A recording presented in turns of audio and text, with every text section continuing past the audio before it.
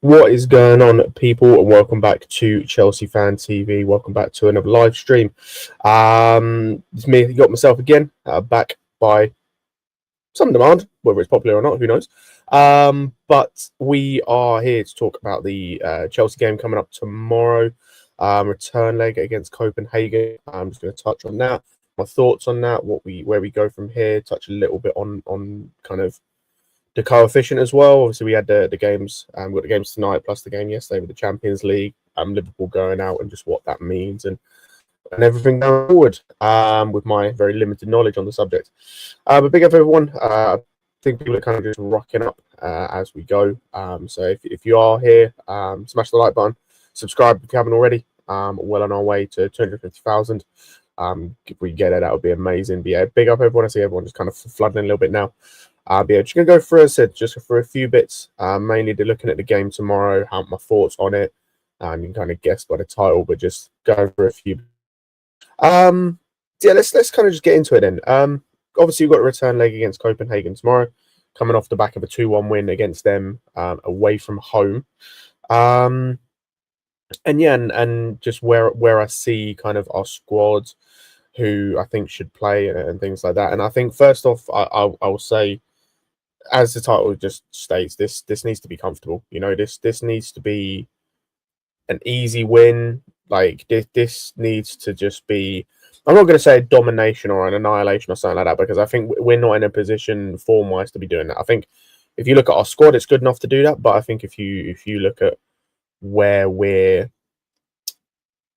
at in terms of, you see the way the kind of the away leg went, it was not a great performance. You look at the Leicester game again, not an amazing performance.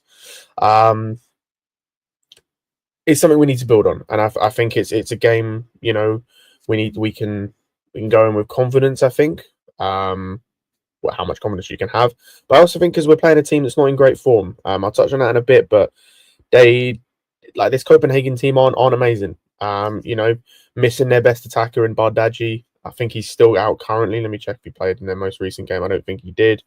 He didn't. They've got El Yanusi not fully fit. He's still coming off the bench. So yeah, like, this is a game for me. As I said, we should be winning comfortably. Like, I need a real statement from Chelsea in this game, and the only reason I say that is because the reason I say that is because, not because I think it changes much about our season in terms of how we're performing and what I expect from this team, but it's more because just this is one that I don't think this is a team that's going to win the competition. They're not playing well, as I said, just in terms of their league. They're not doing what they should be doing in the league completely, especially in the last few games. So I need this to be a statement of, okay, we're clearly the better team here. You know, we're arguably the best team in this competition. In fact, I think we are the best team in this competition. No arguments. We need to be putting them to the sword. Like, I'm talking 3-4 goals. It's the same mentality I had for the away game. It's like 3 goals minimum. I'm expecting good performances from basically like most players. There's certain players that I don't want to start, and I'll get into that shortly. But I just think it's got to be a comfortable win. That's kind of how I feel. Big up to Monkey Gaming and Daniel in the chat. Daniel says, "I'm not start Reece James, want it fit for the Arsenal game." I kind of agree. It's the same reason that one of the people I wouldn't start is Palmer. Wouldn't start him. I think not just the form, but just the fact that he kind of needs to play every other game. And I think, considering we're ahead, we're at home, even though I don't like the idea necessarily, this is a game you can put a KDH in the 10, or you can put an Nkunku in the 10 and start Tyreek George from the beginning. I think that's more than good enough to beat Copenhagen. But yeah, like, for me, with this game, this, as I said, just needs to be comfortable.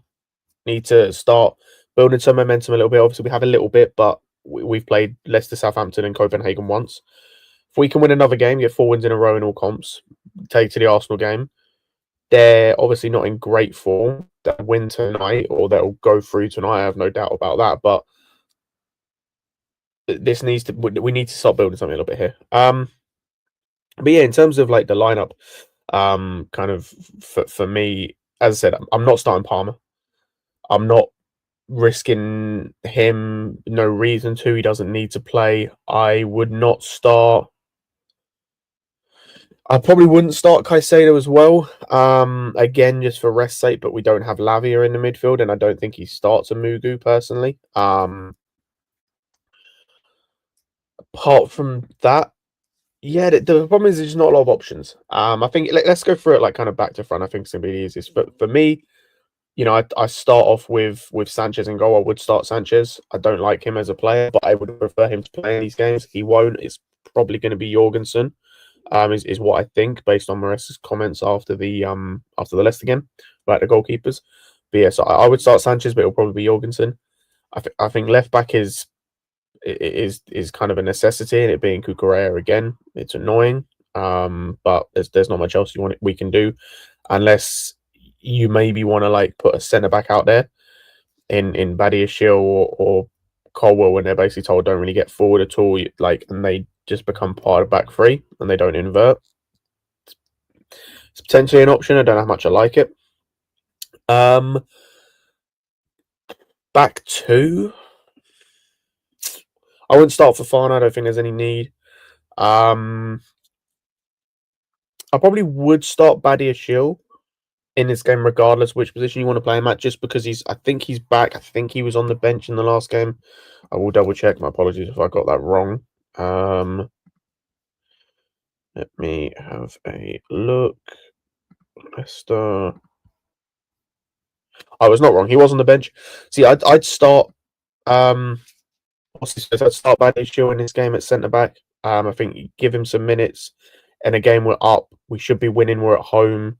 I don't think he shouldn't have too much of a test going forward from Copenhagen. Shouldn't being the key word.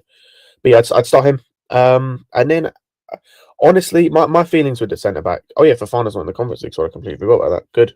I'm very happy about that. But on the centre back side, my feelings about the centre backs have always been the same. Even with when one centre back kind of steps up a little bit, like ahead of the pack, and then he steps back, and then it's another one. It's like it's all the same. Like the centre backs for me are so interchangeable. Like outside of Colwell, who is in terrible form at the moment, I think all of the others are just completely interchangeable. Like I said, I'd like to see Badiashile get some minutes.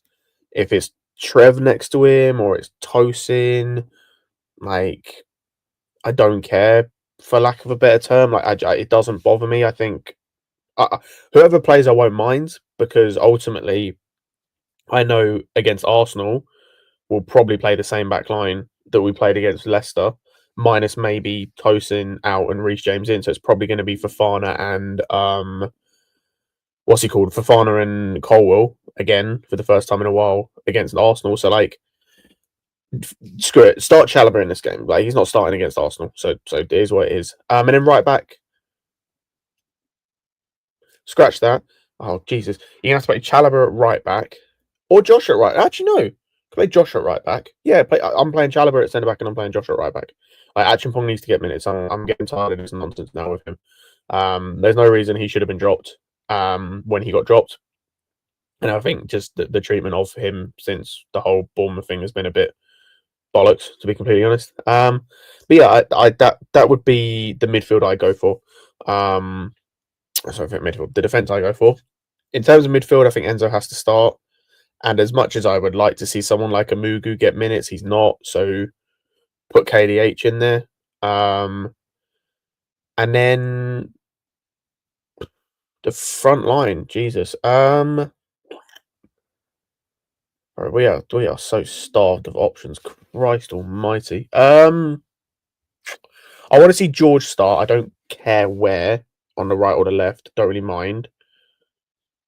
By necessity, with KDH in midfield, it probably means Nkunku in the 10. That means Sancho has to start again, which I'm not enamoured with, but there's no one else. And then you're going to have to play Maresca up front, who, like...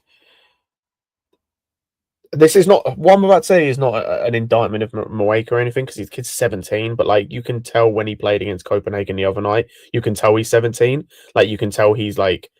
He's got a couple years till he gets used to, like, the men's game, which is completely understandable, like I said, but you can tell that it's going to take a little while for him to get used to that kind of the physicality and just like the difference and the step up from playing youth teams to playing men's team. We've seen it plenty of times before. Like there's so many players out there, and these might not be ringing endorsements for Maresca going forward, but I've seen the likes of Tahith Chong at United go from being like the best player um in the Man United academy and one of the best players in Premier League too, just really struggling when he gets to men's football. You look at a guy last year, Carlos Forbes, I think his name was, went to Ajax, didn't really play, is now at Wolves, still not playing. He was the best player in the Premier League too last year. So it's difficult. It's really difficult. So I completely understand how he's how slow the transition has been for him. But yeah, I'd start him just because again, there's just no one else, man. Unless you're going to bring up another youth player, like unless you're going to start, I don't even know the youth wingers. You know, like Jesus, I really don't know our youth wingers. Like I don't know, like whoever you want on the wing, really. Like there's just no one else, as I said, or unless you're going to put like a Mugu in the 6, which I'm absolutely fine with. You want to put what's his face, KDH in the 10, and then Nkunku up front. Like that's that. I'm fine with that. That can maybe work. It's not amazing, but it can maybe work. And honestly, I don't think the team has to be amazing to beat Copenhagen, for God's sake. But yeah, like I just hope that, like as I said, these guys can be a comfortable win for me. Like that's all it is. Because, like I said, this Copenhagen team is not good. Like people go, oh, they beat United last season. United are crap. United are terrible, and they were terrible last season. So you telling me they beat United doesn't mean anything to me because United are crap.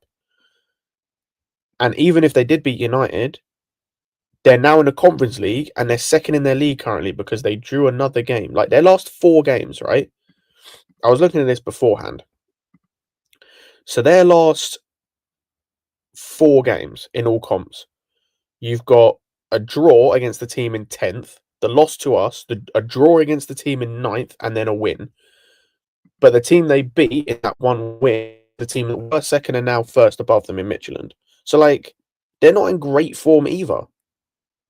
So, like, this should be comfortable for me. Like, this should be a battering. And that's what I'm expecting ultimately. Like, even if it's not a battering necessarily from like a scoreline perspective, like I said, I'd take like a 3-0 or like a 2-0, but it's comfortable, right?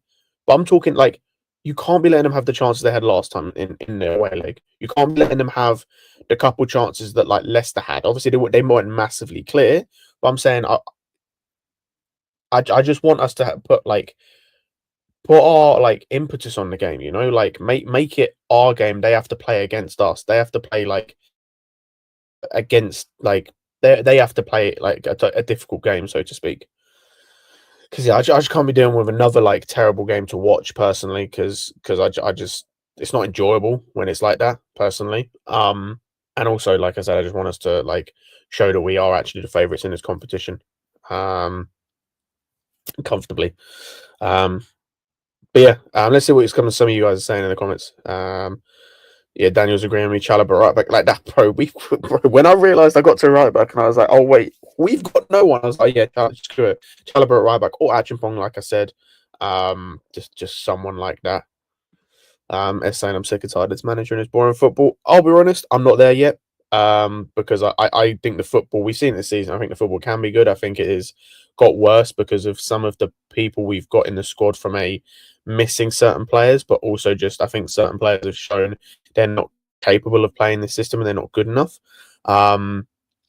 Yeah, just missing key pieces. So as I said, I just want to see what happens next year. If we're still seeing the same next year, we've actually done good recruitment, then I might change my tune on him. But I'm trying not to be how I was with Sarri, because I know there's been a lot of comparisons with Sarri and Maresca. But I think that with Sarri, I think at the time I judged him too harshly. I was a bit too emotional about the whole thing because I think looking back, I think he did a lot of good. And I think, yes, there were moments when it was tough to watch. And when you play this football, we had the same under Tuchel. When you play this kind of football, sometimes it's hard to watch. But I think that I think that when it is good, it's amazing to watch. Right? When you're playing the way that like Man City were, because ultimately that's like the elite version of what we're trying to do, right? When you play that way, like it's amazing to watch, and you smash teams and you break them down and you play beautiful free flowing football, and it's like huge passing and moving like goals and stuff, and it's great to watch. But when it goes bad, it's very bad. It's kind of a little bit of like both extremes with this kind of football. I disagree with this, by the way. I think you look at where we're at as a team compared to where we were last season. We have only been out of since game week 5, I think it is, or 4. I looked this up the other day and I can't remember. I think since game week 4 or 5, we have not left the top 6 except once, where we were 7th. We didn't get to 6th until game week 37 under Pochettino. So, like, for me, Maresca isn't regressing this team. I think what is happening is what happens after. I think what is happening this season is what happens when you get a couple injuries to players who are key to the system, or key to other players helping. In terms, I look at like Jackson, for example, and also I think you're seeing a little bit of what happens when, like teams become a bit used to you as a team and they start working you out. And unfortunately, Maresca isn't, like, it's one of his faults, but we knew this when he came in. He's not a manager that's going to change things. He's not going to change his style. He never changes the shape. It'll be the same shape all the time. It just depends on who's playing where. Like, you might have on the left wing Kukurea, you might have what's his face, like Nkunku, you might have Neto or Sancho, but the shape is still the same. So yeah, I think that you're seeing that a little bit, and then I think the ultimate thing as well is just lack of recruitment. I think if we had Osimhen in this team, if we had a Kvaratskhelia, if we had a Barcola, if we had I'm trying to think of like centre backs, a Guerhi at the back, if we had a Kerbal in goal, I think we're top 4 comfortably. Like, I think we don't have this drop off we've had personally, because I think we beat your Ipswich, we beat also we drawn and lost, and we beat Fulham, for example. Like, I think we just beat these teams. So ultimately, I think there's a lot of factors, and some of it is on Maresca, but I think more of it comes down to other factors outside of him personally, as to why the team has dropped off across the season. What do I think about João Felix? I can tell you don't watch me on other channels. I used to rate him, honestly. Like, his first season, I thought he was good. This season has been absolutely terrible. I think he's been awful. I think he is the definition of all style and no substance. I think we're seeing that now in Italy, where he's found another fan base and another team that doesn't rate him. This guy's 25, by the way. He's hitting his peak, and we still don't know what position he plays. Yeah, we still don't know what position he plays. We still don't know what or his best position. We still don't know what he really brings to a team outside of tricks and flicks. Like, we don't know any of this. So yeah, I just think he's massively overrated. I think he'd do well for like not a mid-table team, but like a kind of a 6th to 4th place team in a league. So he might do well at like a Villarreal, a Sevilla, an Aston Villa, maybe like a Lyon or something like that. Like, that's kind of his level. He's never making it at a top team. I'm gonna be so honest. He's never making it at a top team because he's not a starter. That's kind of how I see it with him. What else we've got? You're absolutely right, Richard. We hardly ever make anything comfortable, but that's what I'm saying. Like, it has to be. We have to make it comfortable because, like, it's Copenhagen, for God's sake. Like, they won 2 games in the league phase, 2, and in those games, one was against Dynamo Minsk, finished like 30 something, and one was against like Hearts, I think, and that was it. And even Minsk they conceded. So yeah, like, has to be comfortable. Has to be comfortable. I don't know if Lewis is going live. I don't know if he's. I assume he's going to watch for Arsenal game, but I don't actually know. So no idea. Keep an eye out, like, when it gets, because I think they're playing it. Let me check. I think they're playing at 8, aren't they? Yeah, they're playing at 8. So yeah, I assume he will, but I don't know for certain. What else have we got? Talking the end of the season, who cares what place? Well, like, no, because we spent most of last season 12th or 11th, and we spent most of this season in the top 4, or at least in like the top 5. So, like, if we finish lower than 6th at the end of the season, we can have conversations. And ultimately, I've said this before, my view on Maresca in terms of whether he should stay will all be down to whether he is the sole reason or the biggest contributing reason as to why we haven't finished in the top 4 or finished in the Champions League. If the answer to what that question is, he the biggest contributing factor, then he should stay. And I still think to this moment, he is not the biggest contributing factor. That's the owners and the sporting directors. And the owners can't leave, so the sporting directors need to hold the brunt of it and need to leave. Like when you've got guys like Berta going to Arsenal, and people can say what they want, and I spoke about this just like a couple of days ago, but like that's someone I rate in that kind of in that role. When you've got us being linked with Luis Campos, like that's arguably best of the best. That's best in class. So when we've been linked with Michael Edwards, obviously we couldn't get him at the time, but when you link with those kind of guys and you're bringing other guys in, when you're seeing other guys come in, when there's guys like Monchi out there, when there's guys like Ranić, I don't think he's doing anything at the moment. There's guys out there, but they just want to stick with these guys, and that's fine. But it's going to lead us down a very, very dark and lonely road, you know. So who knows? Like I don't know with that. Like they're not going to get sacked. I don't think. Like they should, regardless of where we finish. But I can only hope with the small amount of hope him that I have that they change if and when we get Champions League. You know. So that's kind of how I look at it. So let's see if this kind of ownership is signed to decent players. Well, if we'd sign, yes, a striker, a centre back, and a goalkeeper of quality, yes, we'd have been okay. If they'd done any signings, then yes, in the January window, then yes, we'd have been better. Like that's kind of the point. Like Aston Villa did that, and they got better. Rashford came in, and even though he hasn't scored, he's contributed, got 2 assists against us. Asensio's been amazing since he came in. He was available. Even though he didn't fit us and I don't rate him particularly highly, Disasi has gone in and been an improvement to them. Who else they got?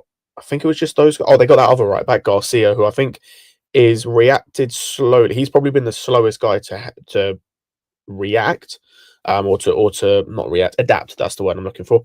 But at least with him, it's like, okay, he's come over from Spain. All the others, and he's also was playing for Levante, so it's like the others have either played in England, so they're used to it, or they're coming from a big club, so they're kind of. And I did a bit of Marlon's another one. Thank you, Robert. I completely forgot about him. He's come in again and has had to play a couple different positions. Scored a goal already, I think, as well. So he's contributed. So yeah, like when you're getting guys like teams like that are bringing guys in. Marmoush at City, is another one. I'm trying to think who else made signings in the January window in the Premier League. There wasn't that many, I'll be honest, but I can't think of any off the top of my head. But when you get guys like that, and then yeah, like obviously signings are going to help. Like that's the whole point. We've been asking for signings: striker, goalkeeper, centre back, winger now because of the whole Mudryk situation and because of the issues we're having in terms of production from the wing. Yeah, left back now as well. Like, of course, signing is going to make a difference. Like, that's kind of how I feel and what it is. What else we got? Sorry, it wasn't even bad. Yeah, no, like I think I said I think at the time I was just very emotional about the whole thing because I went to the City 6, wasn't it 6-0? 6-0 City, which was tough. I think so. That was a while ago. That was back when I was doing the 100% Chelsea stuff. So fun fact, that was when I was doing camera work for 100% Chelsea, and I left the stadium, the Etihad, during that 6-0 when we were 5-0 down, and as I exited the stadium to walk to the car park to pick the camera gear up, I heard a cheer from the crowd, or I heard a cheer from the stadium of some description. Wasn't really sure what happened. Checked my phone and saw we conceded 6. So I missed I think it was Sterling got the last goal, and I missed the Sterling goal at the end, which I actually think I'm quite pleased about in the end. But yeah, that was not fun. And then obviously the Bournemouth 4-0 as well. But yeah, I think I was very harsh on him. But I think that's because I think he ended up in a similar situation, not the same situation. Obviously, we finished third and won the Europa League, but I think he ended up in a similar situation from a recruitment basis that Maresca has done in terms of like I think he needed quite specific players in certain positions to really help his system. And we didn't really. Obviously, he had Hazard, it was amazing, and he had other players in other areas. That midfield I thought was very good, even though Jorginho wasn't everyone's cup of tea, and that was Kovacic's first season with us, I think. And you had obviously Kante's a machine, but I think the lack of striker hurt us. Like having Morata that season, then Higuain hurt us a lot. And then I just think having Alonso in that back line, at left back, like a very good left wing back, terrible left back, and I think you saw that didn't really help as he was a starter, I think, and then you had Emerson behind him who Emerson's always been solid. You see that West Ham, he's never been amazing.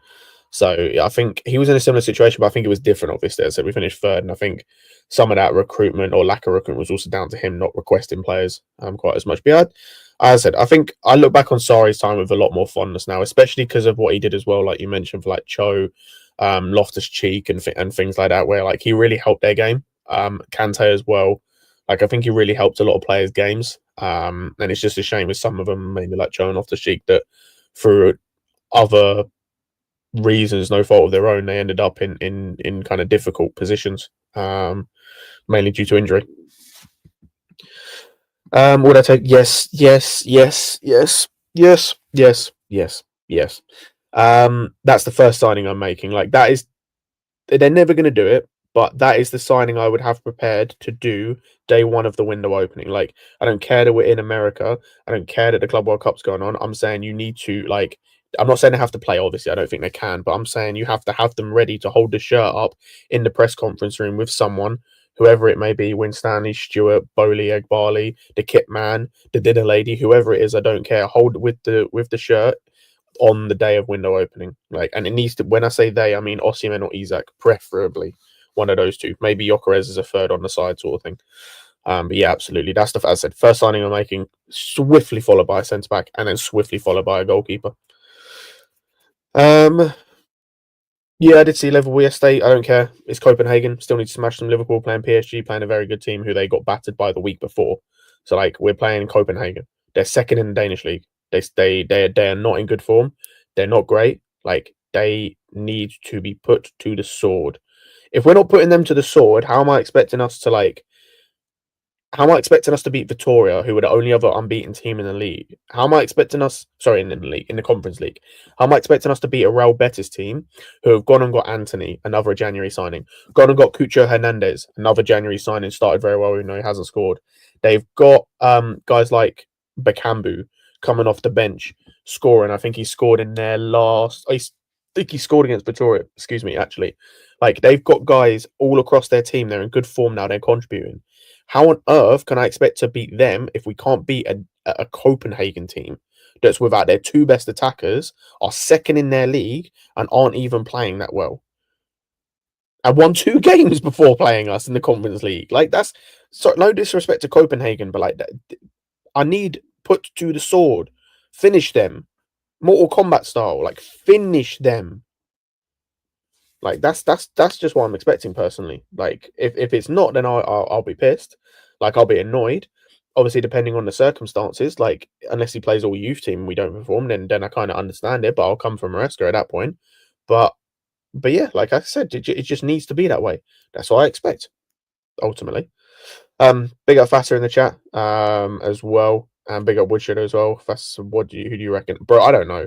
Like I have no idea. I'm trying to work out this attack, but it's like it's going to be the same attack base as it always is. We've got no one else. Like I'm looking at our bench from the other day, and I'm just like, there's no one else. Like I said, I'm playing George, but I don't care where he plays. I'm playing Nkunku because he kind of needs to play either number 10 or striker. And then, like if I'm maybe playing KDH number 10 if Amugu's starting, but if not, then maybe Moika has to play, bro. I don't know. Like I'm genuinely, I haven't got a clue. Like as I said, like George needs to start. I don't know whether to start him on the left or the right, because I don't know what side he's better at. I think he might be better on the right. Yeah, I'd probably start George on the right then maybe, and maybe Sancho on the left. Because like the Neto thing, I don't want to start, even though like I'd prefer to start Neto on the left over Sancho, just because I think Neto starts up front against Arsenal. and I don't really want to have to do that to Leto's like hamstrings two games in a row. But yeah, I don't really know what else you can do, to be honest. Outside of that, I'm gonna be so honest. We need a trophy this season. Yeah, 100. Like the Conference League's the bare minimum. Like I've said this season, like I think people have asked before, like what's a successful season, quote unquote, and like this isn't a success because this is the bare minimum for us, for Chelsea. But like it needs to be Conference League and top four or Champions League. Like the whole fifth place thing, and I said I'd touch on that in a moment. Is a bit I'm a bit unsure about. And as I said, I'll talk about it a little bit, but I have very limited knowledge outside of what I've been able to like research a little bit on. But if fifth gets gets Champions League, you can finish fifth and win the Conference League. It's not top four, and it is what it is, but it's Champions League at the end of the day, right? So you can do that, and that's fine. But yeah, Conference League and Champions League and qualifying for the Champions League is bare minimum for this football club. I'm sorry, like we're not. No disrespect to these teams. We're not Villa. We're not Bournemouth, Brighton. We're not like Tottenham. We're not these teams. Like we're not these teams. Like we where we deserve to be as a football club, where we need to be for a club of our stature is the Champions League. And I'll be real, it's the same for all of like the big six clubs, even Tottenham, right? I know I just said we're not Tottenham, but like that should be their expectation is Champions League minimum. Because if you're one of these big teams, like for example, like I'll give you an example, right? Like if I said to you who are the biggest teams in Spain, you'd go to me, oh, they're Real Madrid, Barcelona, Atletico Madrid. And then if you were to throw a fourth in there, you'd probably go, okay, it's maybe like a Sevilla. And I go, okay, why do you say that? And they go, oh, but they finish in the Champions League all the time. Or they finish Europa League and win it all the time. So it's like, okay, cool. And also they win things, like historically. But like, especially with Atletico Madrid, I'd say, obviously they've won stuff. But I'm talking last like 10 years or so. They've also really, since Simeone's been there, like ramped it up even more. And it's the same with other clubs. Like even, okay, let's use the Bundesliga, for example. Like, if I was to ask someone who, like, ask you guys, who are the biggest teams in the Bundesliga? Obviously, you're going to say Bayern Munich. Obviously, you'll probably say Dortmund. Obviously, some of you probably say Leipzig, who are like 10 years old as a club. And I'm gonna ask you why, and it's because are they getting the Champions League? They're always up there at the top, challenging for the title most of the time, or they're qualifying for Champions League. Oh, okay, that's how you know they're a big team. The same with Dortmund. Even though Dortmund, right, will have seasons like, I think was it last season or this season? I think it is. They had a recent season where they finished outside the Champions League. I think. Can't remember what year it was, but you'd still say they're a big club because most of the time they are challenging in and around the league title and challenging for Champions League. So it's like for qualification. I mean, so it's like, okay, that's how you know they're a big club. And it's the same thing, not Spain. It's the same with like Italy as well, with like Juve when they're finishing out the Champions League spots, and Napoli and all these, man. It's like they're still big clubs because they've won things previously, and because they always try and finish, and they're always most of the time finishing top four. And it's just got to be the same with us. Like I'm not accepting mediocrity in sixth and seventh and that bollocks. Like I'm not accepting it. It's unacceptable because that's not where we've been. Even before Roman, that's not where we were. People want to do that. Oh, you had no history before Roman, bro. I saw a thing the other day. We won the Super Cup in 1998 against Real Madrid. 1998. That's the year I was born. Like that's what 5 years before Roman comes in. So we've always been for the most part, we've always been a big club. We've always been in and around the top four. Like the year Roman comes in, we finished, what was this? I think third with Ranieri that season. I think it was either second or third. I can't quite remember off the top of my head. I apologize. But yeah, like that was the first season Roman came in before he really, really started spending the big money when Mourinho came in. So yeah, like that's the minimum I expect ultimately. And if you don't get there, I need to find out why you don't get there. And I need that problem of why you didn't get there to be fixed. Most likely with a sacking. Whether that's Maresca, whether that's certain players, whether that's the sporting directors, whether that's a change in ownership in terms of, obviously we can't get rid of them, but I'm talking, okay, maybe you take a step back from running the day-to-day and you have a head guy like that, apparently, like the apparent reporters that we were going to do with Campos if he came in. I'm cool with that.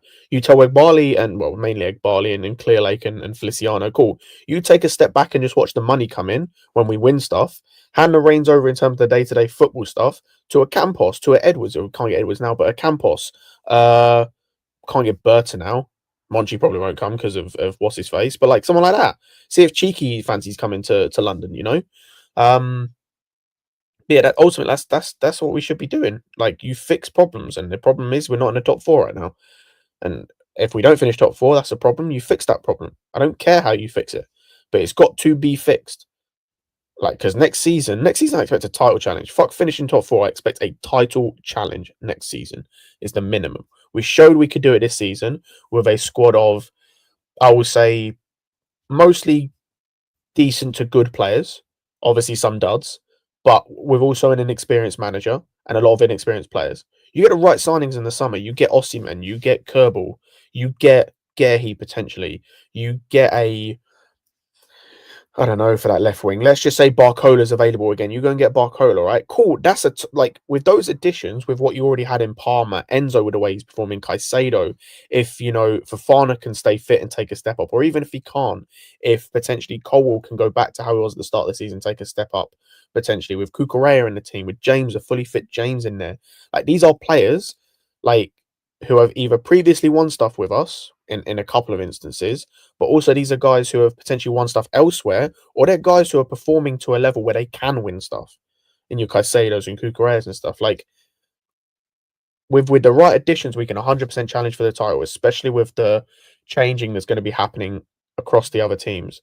Your Arsenals are still Arsenaling, like, even with Berta. Like, we're yet to see how that's going to work out, as much as I think that's a good sign, and we don't know. With your United still being just a complete mess, and Jim Ratcliffe coming out with nonsense. By the way, small side note, Alhamdulillah, I thank every day ending in a Y. I thank God that we did not get him as our owner. I thank the Lord we did not get him as our owner. Like, absolutely terrible, like terrible. He's worse than Clearlake, by the way. Ineos are 100% worse than Clearlake. Because I don't know if any of you watched that interview, that was horrible. This man's talking about business as well, but like, it's he's talking about business, but with like nothing, no backing of anything. Like, I'm so glad we didn't get him. But yeah, they're still doing that nonsense. City is still in complete, like, they're in flux, in like just purgatory, and complete, just in a stasis of whatever's going on. Like, they're different. And then Liverpool are going to have a lot of change potentially. Salah, Trent. I think it's one of Virgil or Allison. I can never remember which one. Those three, their contracts are up. It's a lot of change. Obviously, they got the Nunez situation up top still. He just is trash. And so, like, yeah, they're in a position like that. Obviously, they've got a great manager in Schlott, but they're in a potential situation of a lot of change, especially with their biggest players. So you've either got to find guys who can replace them, and Chiesa's not that guy, just from an injury perspective, and we've yet to see him do anything. Jota's not that guy on the right. Elliot definitely ain't that guy for the Salah replacements. I look at centre back, say it's Van Dijk that goes. Gomez ain't that guy. Kanate is in there with Van Dijk, but I'm looking like they obviously got rid of Matip. Kwanzaa's not that guy right now. Right back, Bradley's not that guy right now. That's potentially, if it is Allison that leaves. Kelleher's probably the best replacement they've got for any one of those players that's leaving, but he's not as good as Allison. So that's big shoes to fill for all those players, And I think they will go and sign the right players because they've got Edwards and they've got good scouts and everything. But there's no guarantee, right? There's no guarantees of anything in football most of the time. So yeah, I think that's going to be interesting. But the other thing I just wanted to quickly touch on as well was just on, as the coefficient thing. I think, talking to Liverpool, obviously they went out yesterday to PSG. I didn't watch the game. I watched the penalties. Bro, Dembele, like, I'm glad that he's actually found somewhere where, like, he feels comfortable when he's playing, and like he is getting back to what he was at Dortmund, because that dude, on his best day, like when he's not injured, that guy is disgusting, by the way. This guy, like, 2-footed, like, has no problem with either foot, skillful, can finish, can assist, dribble. Like, he is an amazing player on, like, when he is on it. But the issue is, there's been times, especially when he was at Barcelona, where he wasn't on it or he was injured. But yeah, amazing player. That penalty was nuts. Like, absolutely nuts. And then yeah, just the fact that they went through. Desiree Doué, very nice penalty. The Cole Palmer celebration. But I think it's going to be interesting. Obviously, they went out. Inter went through. You got Real Madrid going through. You got Bayern going through. well, Real Madrid probably going through. A Spanish team going through was kind of more my point. And then you got Villa probably going through, but then they're going out in the next round, depending on who they face. See, I think we're lucky that with the coefficient that we're a little bit ahead, because as far as I'm aware, and as I said, very limited knowledge on this, so it's weighted differently. So I think for every team that goes through to like the next stage of a competition, so like for Champions League, for every team that goes through, you get like 1.5 points, I think it is.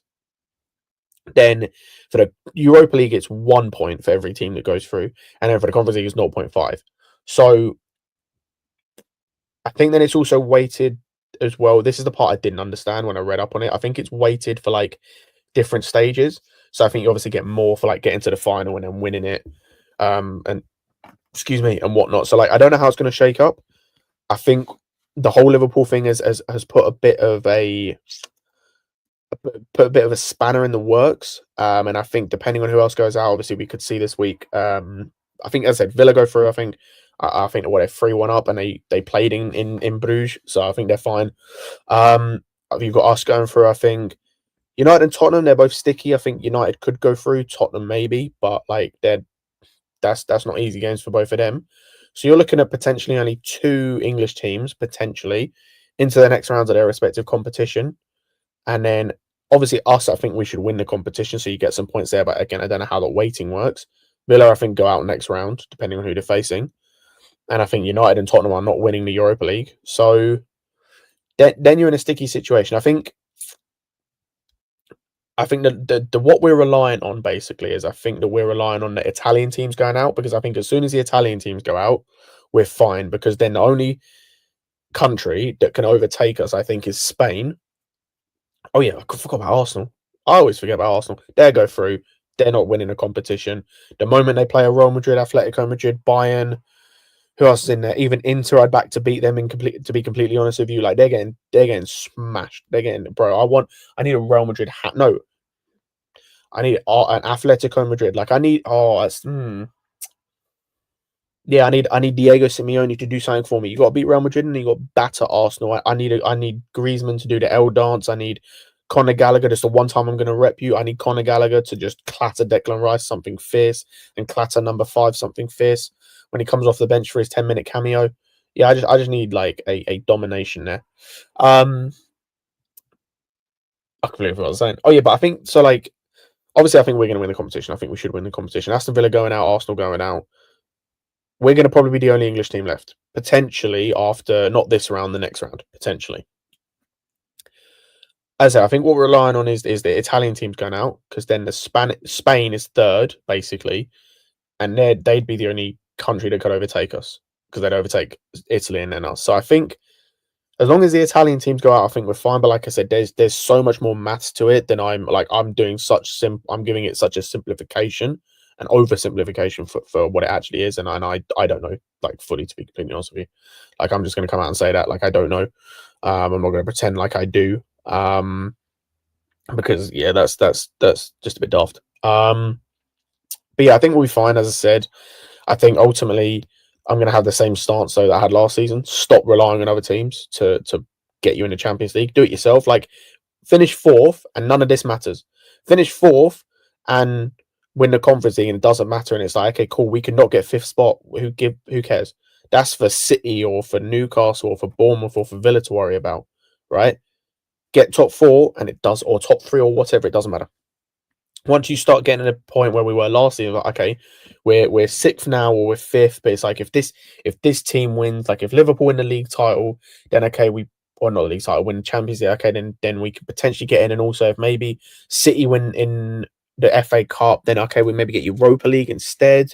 Then if this team does that, and guess what happened? None of it happened, because everyone lost that we wanted to win, and we ended up in the Conference League. So as I said, stop relying on other teams. Just get a win, and that's kind of it for me. Like get top 4 and have it in your own hands. Excuse me. But yeah, I don't know what else to talk about, guys, to be completely honest with you. Like I feel like when it comes to the Copenhagen game, there's just not much to talk about. We're 2-1 up. Like I said, they don't have their 2 best attackers. They should be comfortable. I think the squad is in a spot where we can win even without the certain pieces. But yeah, I don't know. I don't know where I kind of stand on it all. To be honest, so like, if you guys have any questions you want to ask me about anything to do with Chelsea, about the Chelsea game, about anything, like, hit me like for the last kind of 15 minutes or so. Because yeah, I genuinely like. I don't know what else to talk about, lads. I'm gonna be so honest with you. Like, how much can you really talk about a Conference League game? This is the thing about Conference League, man. It's not Champions League. It's not, you're going to the Bernabeu or the Wanda Metropolitano. Is it even? Do they even play there? I think they play there. Or you're going to like the San. It's not the San Siro, is it? Or they're getting rid of San Siro. Whatever it is, right? You're not going to like these big stadiums and having big matches against these big teams. It's like you're playing Copenhagen. Like, in no disrespect, but like, I can't say, okay, I can't look at matchups and go, okay, how do I think their striker's going to line up? Like, bro, I don't know. I don't watch their striker at all. I think our centre backs suck. So like, it could be two morons fighting over, like, bro. It could be like two hobos fighting over the last penny. Like, I don't know. That could be what it's like. But I genuinely like. I don't know what you want me to say. Hello to however you say that. I'm going to bring you up because is that Chinese, Japanese? I apologize. I don't know. I should know. I think it's Japanese, or is it Korean? I apologize. I don't know what your characters are. But hello. Thank you for joining the stream. Smash the like button if you haven't already, people. Do I think the squad is good enough? Right now, that's a great question. I'm gonna say yes,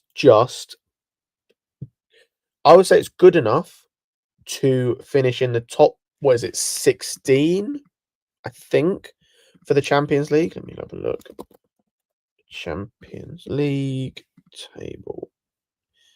It's top 24 for qualification. I think this team is good enough for at least top 24. I know that's not really saying much because I'm going to be honest, like, you got Celtic finishing in the top 24, Club Brugge, again, like, no disrespect to the team that I'm about to mention. Holy moly, Sporting finished 23rd. I didn't even realise that. They were second at one point. Bloody hell.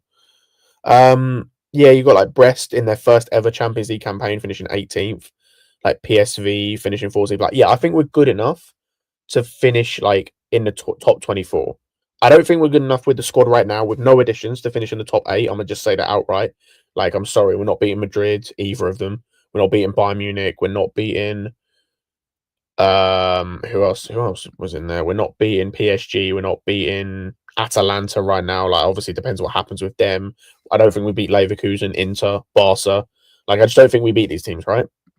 But I think like we can beat like a decent amount of teams in there, and like ultimately, what is it? Like, it's 8 games you have to play, and I'm seeing here clubs qualify with 3 wins. Cool. You have to play 3 shit teams. Like, I'm just gonna look at some of the teams that would have played this season. Like, say we have to play a Slovan Bratislava, for example. That's a win. That's a straight win. Doesn't matter. Cool. Then you have to play a Stuttgart. Cool. That should be a win as well. And then you have to just win against, maybe you have to win against like a Brest or something like that, right? That cool. That's 3 wins, and then that should be enough, depending on other sort of stuff, for you to qualify. Now, that's obviously not good enough, really, for where we want to be. But I do think this league phase helps us in that sense of, like, if this was a group stage, and all of a sudden you have to play again. Well, obviously we might have to play against these teams anyway, but you have to play against like a Real Madrid or PSG, plus maybe a Sporting or something. Okay, cool. Then it's a bit dicey about whether you qualify, right? But I do think with our squad how it is, that we can qualify. We're not doing much outside of that, but that's why I say certain additions. You get Osimhen in, you get Kerbal in, you get Gehi in, you get, like, mainly those 3. I'll be honest. Others I can live with. Maybe you have enough money, or you're able to get a winger in. You probably need another left back, but like there are ways around that, right? And that doesn't necessarily cost you much either. But yeah, you get those 3 positions in. If you just get goalkeeper, centre back, and striker, and it's proper quality, then yeah, like, I'll be real, you could probably beat an Inter. You could beat a, like, who else did I say then? Maybe an Inter, maybe who else? An Atalanta, a Leverkusen, right? Like, you can beat these teams. Maybe you get to top 8, and if we can, there's steps to this, right? Like, so first step is you need to get in the Champions League. That's step number 1 for me. You get in the Champions League. I think step 2 is, once you're in the Champions League and you keep getting in the Champions League, and ultimately that should be what we're doing, The next step is, okay, can you qualify in the top 8 regularly? If the answer then becomes yes, okay, cool. So we're always getting Champions League. Tick number 1, cool. Tick number 2, you get in the top 8 all the time, so you're always getting to the knockouts without having to play the extra game. Amazing. Step number 3 is, okay, cool. Can you then get to like a quarters or a semis regularly? And obviously with these points, I'm not saying that these are a success, right? Because ultimately success for Chelsea is trophies. But I'm saying this is where, I'm going to use the word again, that process it should be used right in the right way. It's like, okay, these are the steps you reach so that the final step is winning things. So then the next step is, okay, can we reach the semis or like, I'd say the quarters, but preferably the semis on like a pretty regular occurrence. Okay, cool. Yeah, we can do that. We're just maybe going out against the Real Madrid. Maybe we're going out against like a very good Bayern side or an Atletico Madrid or something like that. That's cool. Okay. So then the next step after that is, okay, whether that's through coaching, whether that's through the squeezing the most you can out of players, whether that's going and finding like that one player like City did with Haaland that's going to make the difference. Cool. You find that next, whatever that prop fix is in the team, you do that, and then cool.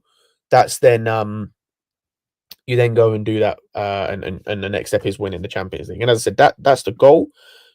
You got to find the right kind of balance, and you got to make sure you hit the right points going along the way. But like ultimately, that is where you want to be. So yeah, that was a very long-winded answer, Daniel. I apologize, but yeah, ultimately, I think it is good enough for now. But there needs to be serious like improvements into this team. I'm gonna be so honest.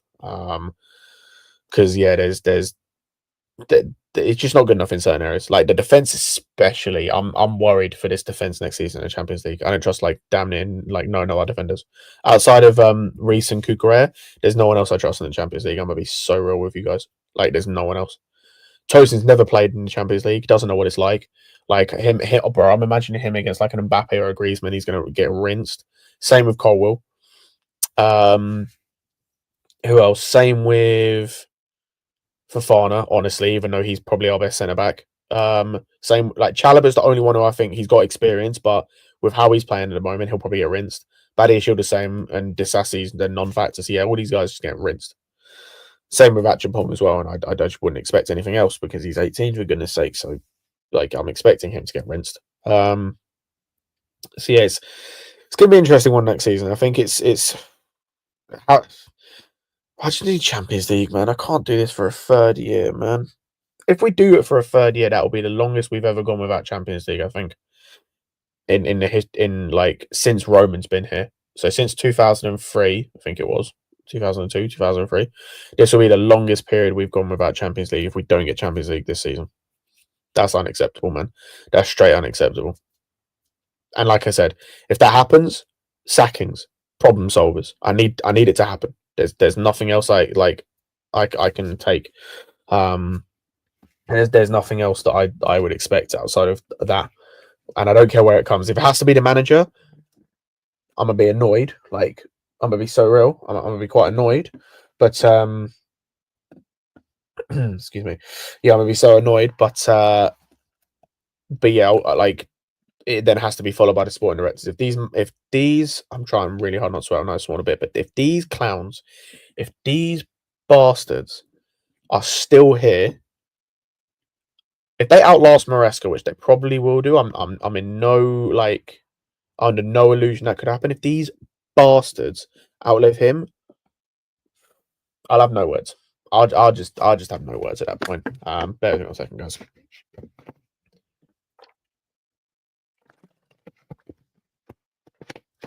That's ill. Or it's getting a bit dry. But yeah, like I said, guys, I'm struggling here. To think of things to say. I think I might wrap it up there. I know it's just shy of the normal hour, but like I said, bro, it's how much like I looked and Kev only managed to get about 59 minutes out of the preview last time we played Copenhagen. And to be fair to Kev, he can talk quite a bit. That's not a bad thing. It's not me saying anything against him, but at least like he probably filled that 5 minutes extra quite well. But yeah, unless you guys got any final questions for me, as I said about anything. Actually, no, there is one other thing I want to talk about. I know I touched on it the other day, and I know that Alex did a stream about it. I think today. But obviously, it was I think yesterday or today was 120 years of Chelsea being founded, being around as a football club, which I said the other day. I think that's amazing. Obviously, there's clubs all around the world, and football's a global sport, and there's clubs all around the world that are nowhere near, have been going nowhere near as long as Chelsea. Obviously, there's a bunch of clubs that have been. I'm not saying we're the biggest. Oh, sorry, we're like the one with the most history or whatever. But like, I think to go 120 years is amazing. I think to have that kind of legacy is incredible, and I think that, you know, as I said, I just wanted to continue, and the reason I bring this up is I just wanted to talk like just thinking about Chelsea of previous, of past, and just some of my favorite moments, and just how Chelsea has made me feel. Like, I love this club. Like, I know if you've watched me on other channels, it may not seem like it. I do get a bit negative at times and pessimistic, and I think that's just what, maybe that's why I am like as a person a little bit at times. But I think that's also maybe somewhat due to our situation at the moment. But now this club has given me great memories, man. Like, I will never forget till the day I die. Like, my favorite memory, and as I said, I'll never forget till the day I die, that moment of us winning the Champions League, the first one. Like, I just remember watching that game in my parents' room, because I didn't have a TV at the time. In my parents' room on their TV, and just being sat like right up close to it, and just seeing that Muller goal going in when that went in, like I that broke my heart. Like, I was so upset, man. Like, I think I could have cried. And then the ironic thing is Drogba scores. I'm going nuts. Drogba scores. And then it has to be him in the final. And as I said, the ironic thing is I did cry. Like, I teared up after we won, man. Like, and especially after he scored. And you see him there over my shoulder. My favourite ever player for Chelsea Football Club. Not necessarily the best, but my favourite player ever for Chelsea Football Club. And just that moment, like just that moment will live on forever in my memory. I remember where I was. I remember what I was doing. I remember, like, just so much about that moment. And yeah, and that's never going to be taken away from us ever. And even the second one, that's not none of that. None of the league titles and just everything. I think we've been blessed as Chelsea fans, especially with Roman and what he did for us, to have so much kind of go our way, not go our way as such, but like so much happen positively for us. You know, the league titles, the legends we've had, like I said, this man, Lampard, Terry, Cech, Cole, Ivanovic, Azpilicueta. I'm just trying to think of all the ones that can come up like top of my head. Even the ones that were here, not necessarily legends, but were here for a short amount of time, and our cult heroes, your Thiago Silvas, your Cahills, Fabregas, Matic, Kante. I forgot to mention, legend Makalele. Like, there's so many to mention, and yeah, and I think, as I said, that was kind of what I wanted to finish up on. Just thinking about the good times in Chelsea. Obviously, there's been a lot of down recently, and I think for fair reason, in terms of Chelsea fans feeling down with how things are. I hope that we can get back to where we want to be. But yeah, I just think it's been amazing to be a Chelsea fan. And I think, despite everything that's happening, despite all of the, obviously, I know we're still fourth, and it sounds kind of weird to say this considering our situation, but considering like the whole stuff with the owners and the sporting directors and the squad and people's grumbles about it, and I understand them, but I think to be able to look back on all that we had and all that we did, I'm just remembering more players now. On a side note, I just remembered Eden. Yeah, I think we're blessed in that sense. To be able to reminisce, and I think it's good to reminisce about that kind of stuff every once in a while. Even if we were playing well, right? Even if we were playing amazing football, even if we were top of the league, it's still nice to reminisce about that kind of stuff, because like it's great to remember. But yeah, guys, that's gonna be me done for this evening. Obviously, we've got the games kicking off now, so we're about 5 minutes ago. So yeah, if you're still watching, big up yourself. Like, subscribe, as I said earlier.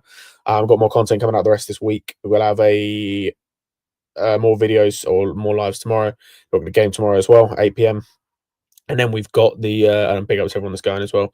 And then we've got, obviously, review will happen after that, and all the other stuff we've got coming up as well. But yeah, as I said, any other comments, questions, anything like that, anything you want to debate me on, anything you want to reminisce about, as I said, with all this stuff, leave them down in the comment section below, and I will try and read over anything that you guys leave. And then yeah, I don't know when I'll next be on, but whenever I am, I'll see you on the next stream. Big up you guys, and up the Chelsea.